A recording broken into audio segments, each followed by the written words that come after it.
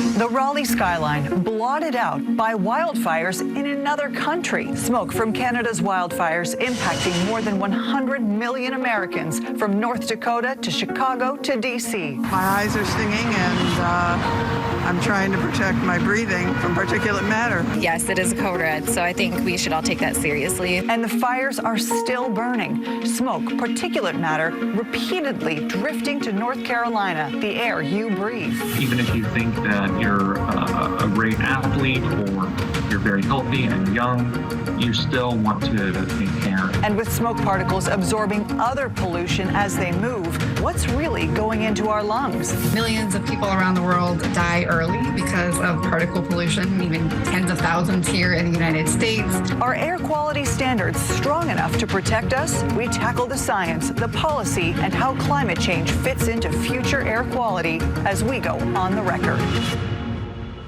Thanks for joining us for this week's edition of On the Record. I'm Ashley Rowe. In the last several months, we have all become pros at reading the Air Quality Index. Green means the air is good, code orange means vulnerable groups should pay attention, and red means unhealthy. Everyone should limit their time outdoors. But even when we had those code orange and red days, depending on where you live, you may not have really seen or felt the haze. Honest question, did you really restrict your time outside? I have 2 dogs and a toddler. There was no way I could keep them indoors for days on end. That doesn't mean I'm not concerned about what's in the air that my family and I breathe. Is it enough for government agencies to say the air is bad, stay inside? Or do you want to know what's in our air? Trying to understand the impact of wildfire smoke on our health led me on a fascinating journey. It turns out the microscopic smoke particles that travel through our air are complicated. Their composition changes as they move in the atmosphere. It has a lot to do with heat and other particle pollution. As you'll hear, that might make the smoke even more dangerous than we know. When smoke from the Canadian wildfires first made its way here, we suddenly became all too familiar with this. So we have code red from the Triangle area northward. A code orange alert. Tomorrow, we're in between the yellow and the orange. All those color codes are part of something called the Air Quality Index, a reflection of how much of those tiny, dirty particles called particulate matter are in the air. But one UNC environmental science professor tells me the Air Quality Index is missing a key element that could help us understand just how dangerous those tiny particles are. In order for us to understand the properties of that particulate matter, how unhealthy it is for us, or how it affects the climate, we have to not only understand the amount, the size, but also its composition. Here's what Dr. Viswete means by composition. Imagine this blue circle is particulate matter from the Canadian wildfire. As it moves, it interacts with other gases. Think of this yellow dot as pollution from coal power plants or a manufacturing facility. Now that smoke particulate matter has changed its composition. As it continues its way to North Carolina, it absorbs more gases and continues to transform. By the time the smoke particulate matter gets to us, it's a different beast and potentially even worse for our health than we already knew. There's evidence that seems to suggest that there's something that changes when you change the composition. And worsens. And worsens, yes. And that's just one reason why the national group Moms Clean Air Force is calling for the EPA to set stronger air quality standards that take into effect how particulate matter is affected by other pollutants it interacts with as it moves. For communities that are living in areas where there's already high levels of air pollution, this added burden of wildfire smoke really exacerbates the burden that they're living with every day. Viswete says while the current air quality standards are helpful, until we know how those fine air particles like wildfire smoke transform with other pollution, we don't really know how bad those code red days are for our health. So there's a lot to be discovered about the composition of particulate matter and what that means for our health. It turns out a Durham-based company made up of UNC researchers is trying to solve just that. Medtech BioLab has developed this. It's called the Cell Tox Sampler. It's not much to look at, but it's known as a lung in a box. NPR featured the technology with the headline, "Gizmo uses lung cells to sniff out health hazards in urban air." Earlier, I spoke with the president and owner of the company behind this technology, Jose Zavala. Jose, I am fascinated by your work. Thank you so much for joining us here. Thank you for having me. Why don't we start by just explaining how your system works? So we have an exposure system that we can essentially take cultured lung cells that we can grow in the lab, put them inside this piece of equipment, draw an air sample that may contain polluted air, draw it through the system, expose the cultured lung cells that are inside the exposure chamber, and then we can then take the cells and recover the cells and analyze them to determine if that polluted air is unhealthy for those cells. And that is the way that we can use this exposure chamber to simulate what is happening in our lungs for if we're breathing the polluted air. Why, in your opinion, is it important to understand how particulate matter or pollution is impacting our health beyond what we already know? So a lot of the regulations and the studies that are being done with air pollution focus on individual pollutants. So we've done a lot of work to understand those individual pollutants, but we don't breathe individual pollutants. We breathe a mixture of air. So when we take a complex mixture like wildfire smoke or diesel exhaust, there's hundreds of chemicals in the air and particulates of different sizes. So we need to understand that complete mix of polluted air. And at this point, the air quality index doesn't really account for that. Correct. How can your technology be useful in a real-world setting? So the technology can be deployed in a laboratory setting where we can generate different types of polluted air. We can simulate, for example, a wildfire scenario using different tube furnaces in a lab. We can have control conditions of those scenarios and then analyze the cells to determine how that particular controlled burn, for example, is affecting the cells, which can then potentially be translated to what would be happening in our lungs. What kind of interest are you seeing so far in your technology, let's say from public agencies or from the private sector? Yeah, so we have EPA, NIHS, we have Duke University has a unit here in the area, RTI International, for example. And so we have a lot of research institutions that are interested in this type of work. Fantastic. Medtech BioLab, developed right here in Durham. Thank you so much for joining us here, Jose. I really appreciate it. Thank you for having me. Still ahead, more than 1 million moms and air quality advocates are pushing the EPA for stronger air quality standards. We'll go in depth with their concerns and what they're calling for. Plus, why wildfire conditions are becoming more common in the East and what that means for us here in North Carolina. What happens when the courts run out of lawyers? From major differences in conviction rates to long legal delays, WRAL investigates a staffing shortage with widespread consequences. Why a solution may be waiting on lawmakers to act. Monday at 6 on WRAL. Every morning, you prepare for your day. That's why I'm here, to ensure you're always informed, providing you with precise information you need day in and day out. Make WRAL mornings a part of your daily routine. Tomorrow morning, every morning. WRAL Mornings. When we talk about wildfires, you might think it's just a West Coast problem. But data shows in the East, we're seeing conditions that make dangerous fires more likely. This is especially important when we talk about something called the wildland-urban interface. Essentially, we're talking about populated areas edging up on forests or other undeveloped land. In a recent Climate Central report analyzing the 50-year shift across America, North Carolina was among 3 of the top states with the greatest number of households in the wildland-urban interface that also saw an increase in fire weather days during the period of Climate Central's analysis. This map from FEMA shows North Carolina ranks 4th in the country for the most number of houses in the wildland-urban interface. FEMA says fires will become an increasing problem as the wildland-urban interface continues to grow. WRAL's climate change reporter Liz McLaughlin reports on the future of these fires. Canada's fire activity this year is near historic levels, fueled by dry weather, wind, and high temperatures, with the consequences of climate change spreading far beyond the blaze. as high-altitude winds of the jet stream carry smoke more than 1,000 miles from the fires. We are seeing an increase in the number of these sort of exceptional wildfire events that are imposing air quality concerns.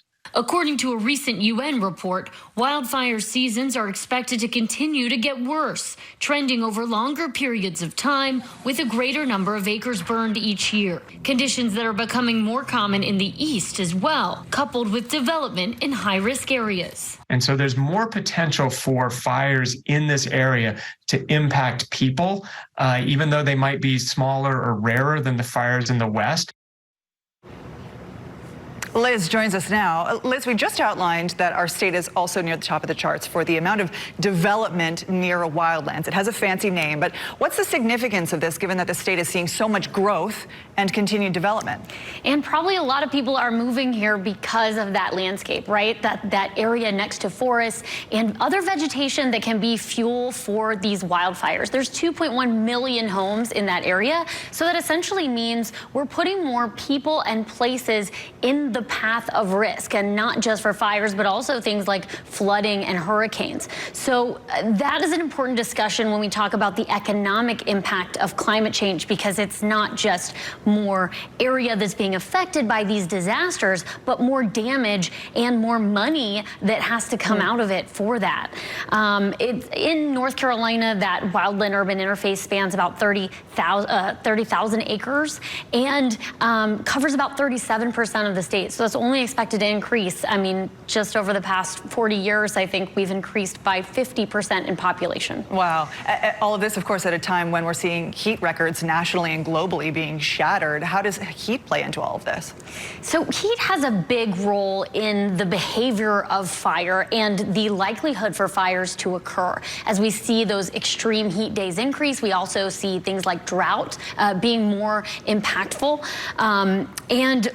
Other extreme heat factors tend to exacerbate this. It's a little more complicated to model than something like a hurricane because there's so many factors involved, but there's also an increase in nighttime temperatures we've seen over recent decades, which can make it harder for firefighters to control these blazes because there's a decrease in that overnight humidity. Even events like dry lightning, which cause a lot of fires in the eastern part of the state, those peat fires that you may have seen. So this all kind of goes hand in hand and really changes, basically climate change changes the behavior and patterns that make these wildfires more likely to occur. It's so interesting because you're talking about the wildfires themselves and the conditions that kind of get them to spur and stay alive. And then compounding that is, as I'm learning from scientists, also heat changes the chemistry of wildfire smoke. So as it's traveling, the heat is impacting that. I want to get back to those wildfires in Canada, Liz. Based on your understanding, should we expect to see more of these code orange and code red days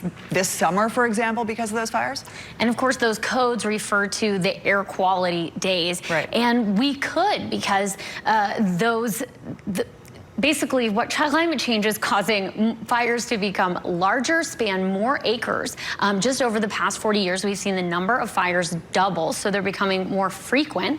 And then that's causing the smoke, that fine particulate matter, can even travel further because of some climate change impacts, which is the behavior of the jet stream. We saw a haze here in Raleigh from all the way in Canada. This can travel between continents, and that's even because of the jet stream changes that can be caused by the greenhouse gases being caught in the lower area of the atmosphere, an increased temperature there, and then an increased temperature difference with the next layer of the atmosphere that's causing that jet stream to change behavior. So basically, smoke waves can move further and be more intense, can bring more of that dangerous fine particulate matter to us. So it's absolutely a possibility, Ashley. Oh, wow. Okay, Liz, really appreciate your time here. Thank you so much for your insights.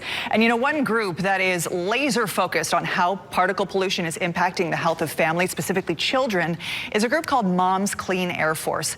We briefly introduced you to the nonprofit's senior policy analyst, Elizabeth Béchard, earlier in the show. I spoke with her a few weeks ago. Béchard has been lobbying the EPA to strengthen its air quality standards. She believes we need to set stronger standards for man-made pollution, in part to offset the air pollution from extreme weather events, the ones that we were just talking about with Liz.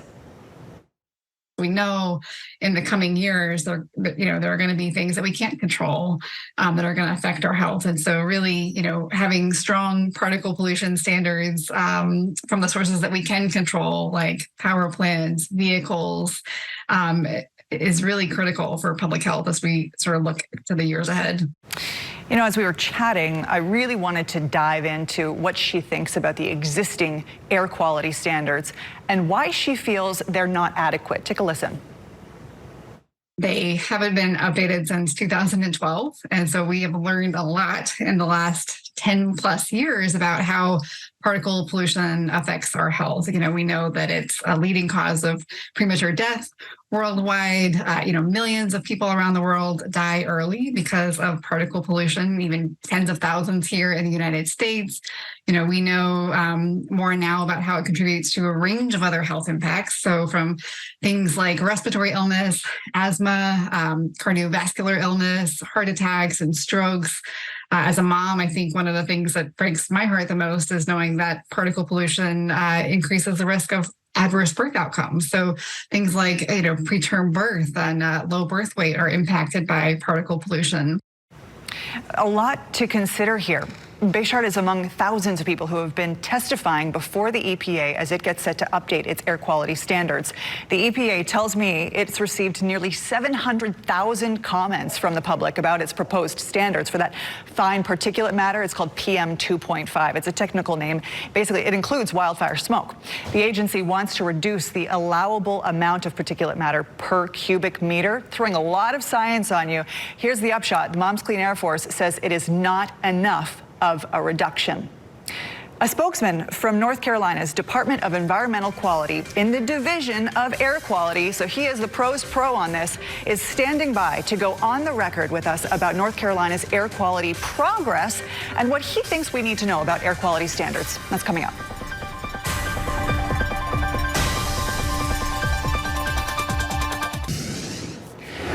Welcome back to On the Record. While researchers and policy analysts are continuing to push the envelope in an effort to improve air quality and protect our health, it's important to note the immense work that has already been done to improve our air quality, especially since 1990 when the Clean Air Act was last amended. Look at the significant drop in emissions across North Carolina in 2020 compared to 1990. According to state figures, sulfur dioxide, it's the stuff that comes from burning fossil fuels, is down 94%, fine particulates down 52%, and hazardous and toxic air pollutants down 79%. It is important to note that was the year of COVID, so there might be some anomalies there. We'll get some updated numbers later this month. But here's another sign of encouragement. Since 2001, the amount of toxic air emissions in our state have decreased by more than 114.5 million pounds. And if you need a visualization, the state says Great Smoky Mountains park visitors can now see up to 37 miles further on the most hazy days of the year compared to 20 years ago. To discuss these gains and the priorities for the future, joining me now is Sean Taylor with the state's Department of Environmental Quality. Thank you so much for being here with us here on the record. Yeah, great to be here. How concerned are you, Sean, about these extreme weather events like the wildfires in Canada, like the wildfires in Brunswick County, to take it even closer to home, offsetting all of the gains that we just referenced? Well, it's important to note that North Carolina remains meeting all federal ambient air quality standards. Those are health-based standards set by EPA. I wouldn't say that they've offset any gains, but we are seeing more days in which we are issuing these code orange and code red air quality alerts. And so it's important for the public, I think, to really pay more attention to what the air quality is, what our forecasts are. We issue those alerts every day, our forecast every day, which could include an alert every afternoon for the next day. And you can get that at the county level for the air quality in your area. So I think it's important for folks, especially if you're a member of a sensitive group, if you have asthma, if you have young children, older adults, to really be paying more attention to what's in the air in your area every day. Yeah, for sure. Earlier in the show, we talked about how the EPA is proposing changing its air quality standards. If it does get those standards through and the standards change for air quality, how will North Carolina fare? North Carolina is well positioned to continue to meet a lower fine particulate standard if the EPA, and we're still waiting to see exactly where that level is set, but if they were to reduce it by as much as 25%, current data from our air quality monitoring network across the state shows that we would maintain compliance with that standard. So a lot of work over the last 50 plus years with stakeholders and our division staff to really see that improvement in air quality is paying off. Just to be clear, so that the folks at home know, the EPA sets the standards, and then essentially it's your department's job to implement those standards. Is that correct? That's correct. Okay. So we've been talking a lot about wildfires. What is your department forecasting? Is there going to be a greater risk in North Carolina for dealing with wildfire smoke and overall wildfires in the future? Yeah, so we know that as the climate warms, we're going to see more days each year in which the conditions are right for wildfires. We've seen that trend already with the number of wildfires increasing, and not just in North Carolina, but elsewhere in the nation, elsewhere in our neighboring countries that have smoke that drift here. So that's a known effect. What we don't know is exactly how that will impact our air quality. It's important to note that the air quality standards have different averages. So it's oftentimes when we're talking about particulate matter, we're talking about the level in the air over the course of an entire year. And these wildfire events are short term. They last for a few days usually. Mm-hmm. And so while that is concerning during those episodes when they're active, for the long term air quality and the big picture that we're looking at, it can have, you know, it's a little unclear where that goes. Really quick, because we've only got about a minute left, I just want you to just talk about electric vehicles. A lot of folks at home are thinking, maybe I'll get an electric vehicle. What's your department's stance on that?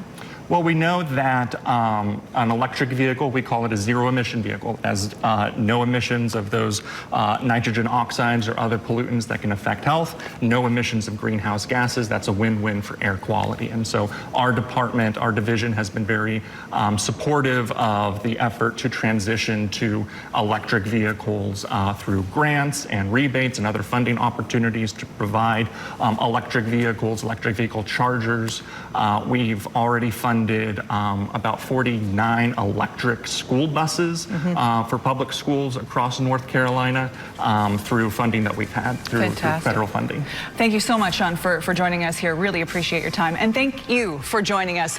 I appreciate you staying with us as we discuss an important but complicated and often invisible topic that is air quality. If you have something to say about tonight's discussion, follow us on Twitter, twitter.com/WRAL.